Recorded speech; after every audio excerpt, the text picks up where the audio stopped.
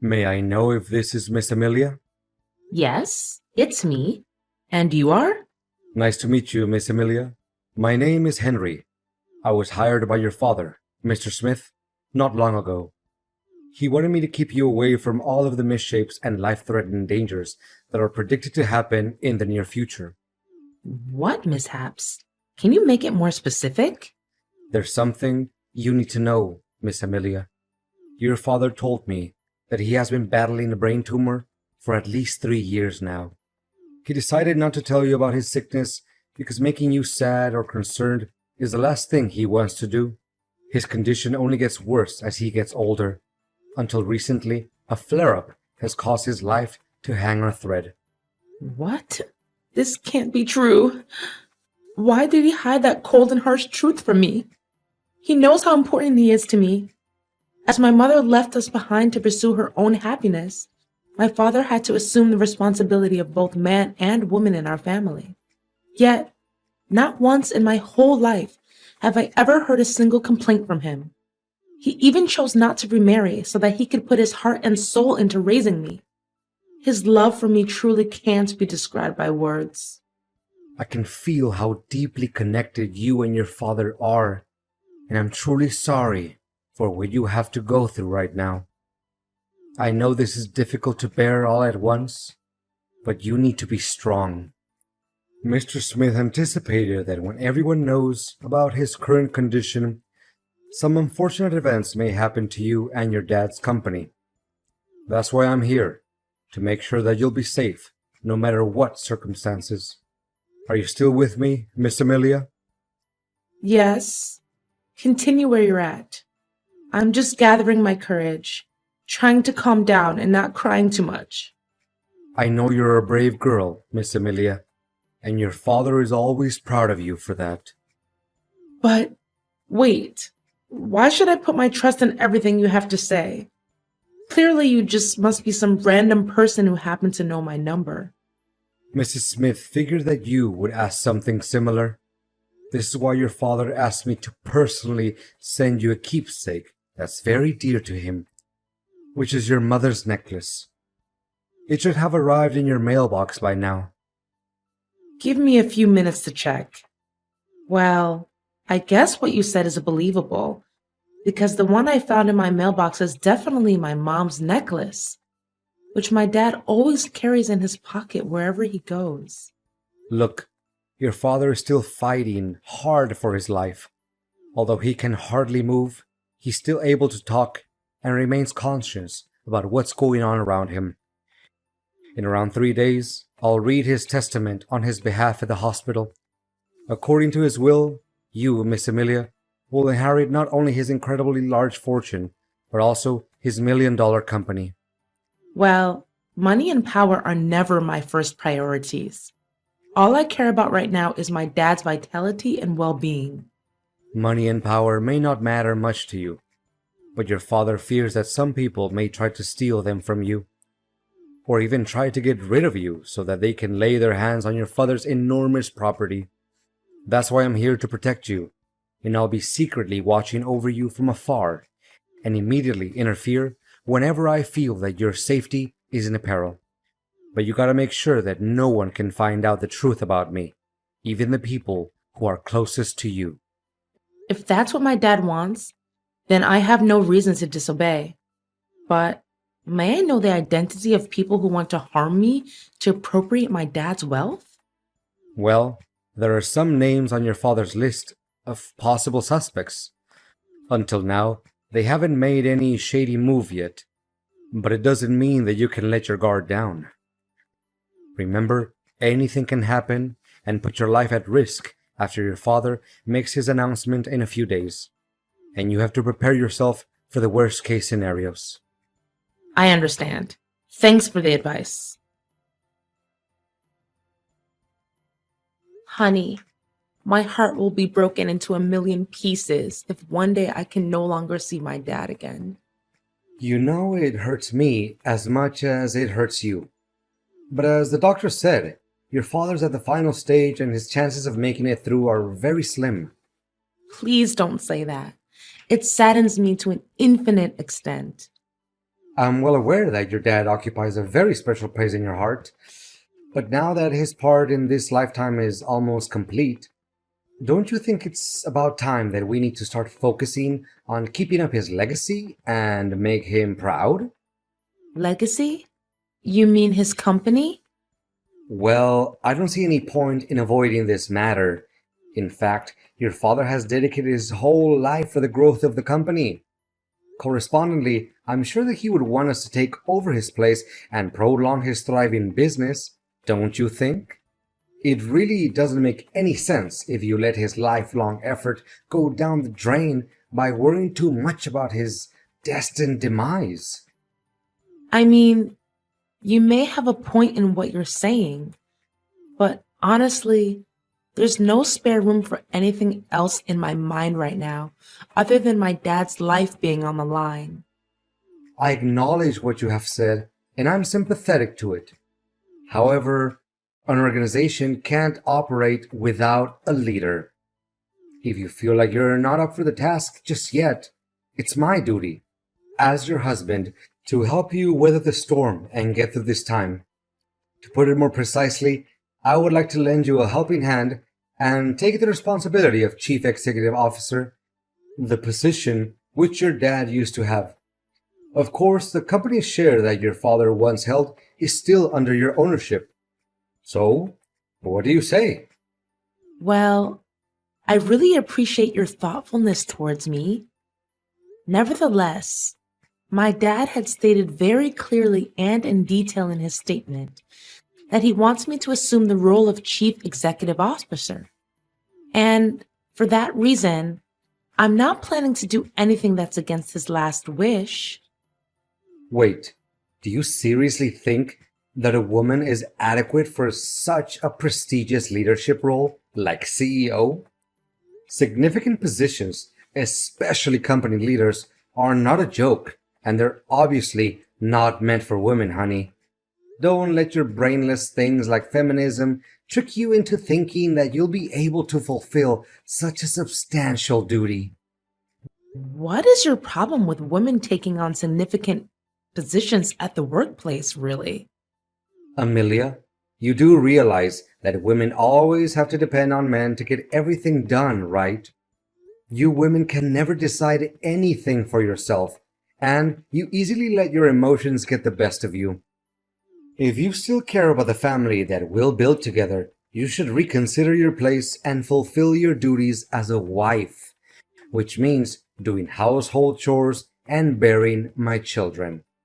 Well, I don't see anything wrong with me taking on leadership responsibilities. I graduated top of my class, and I dedicated 7 years to achieve my master's degree and PhD in economics. I even devoted more time working for the company than you did. To back up my words, I'd started from the bottom and I made my way to higher positions step by step. Nothing was handed to me on a silver platter, you know. I know, but don't you think it's a little weird that the husband works as a subordinate to the wife?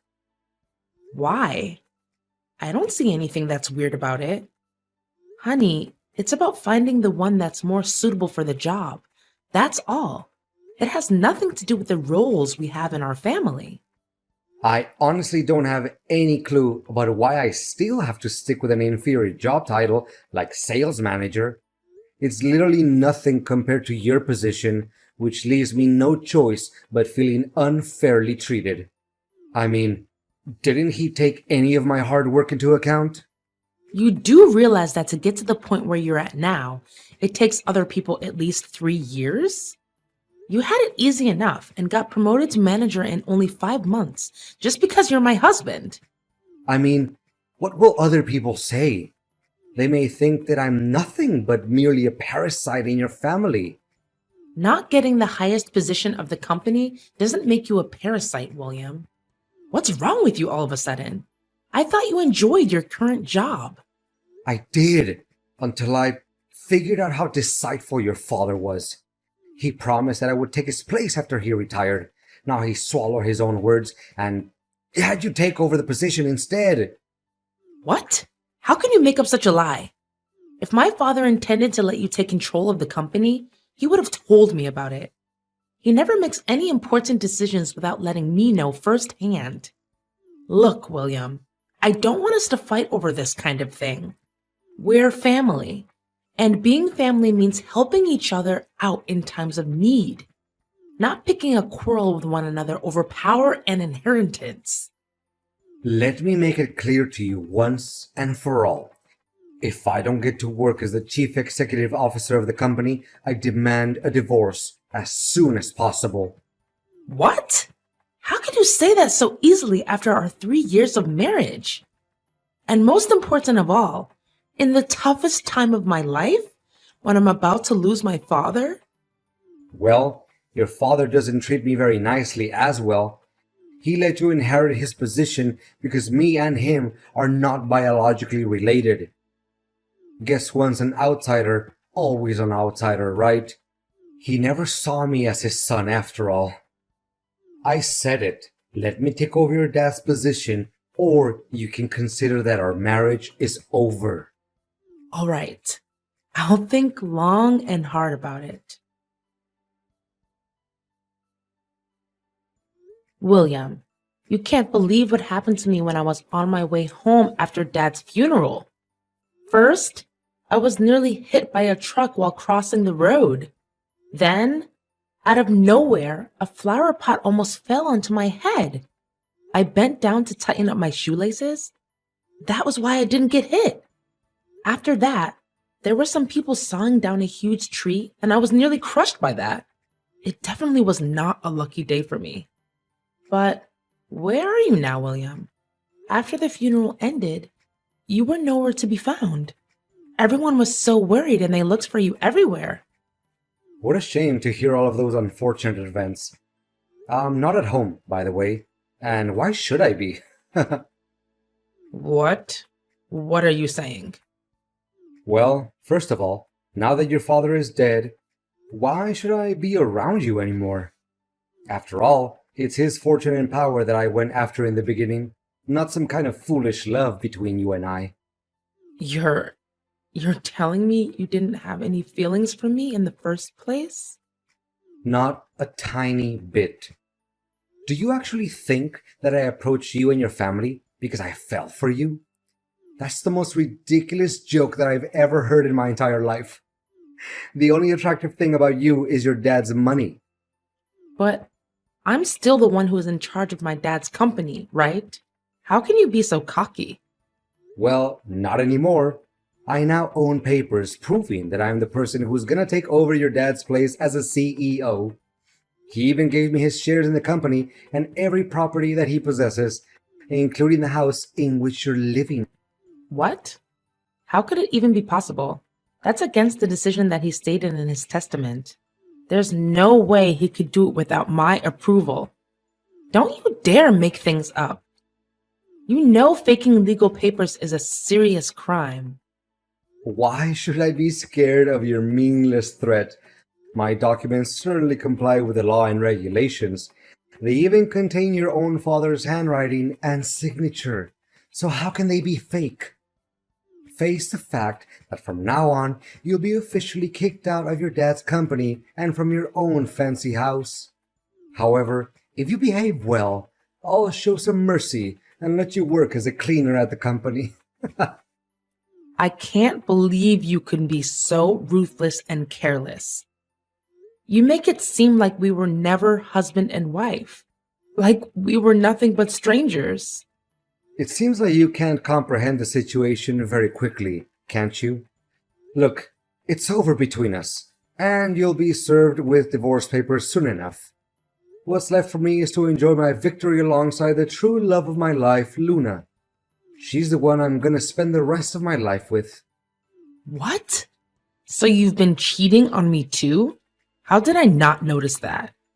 In my eyes, you were a dutiful husband and a pious son-in-law to my father. You never came home late. You cooked for us whenever I was busy. You even took great care of my dad during his final days of living, as if he was your own biological dad.